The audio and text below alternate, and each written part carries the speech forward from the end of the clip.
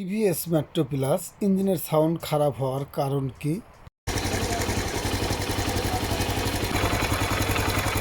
ইঞ্জিনের সাউন্ড খারাপ হওয়ার প্রধান কারণ হলো টাইমিং চেন। টাইমিং চেন যদি অতিরিক্ত বলে যায় বা বড় হয়ে যায় তখন কিন্তু এমন হয়, আমরা যদি টাইমিং চেন অটো অ্যাডজাস্টার দিয়ে অ্যাডজাস্ট করতে না পারি তখন আমরা টাইমিং চেন পরিবর্তন করে দেব।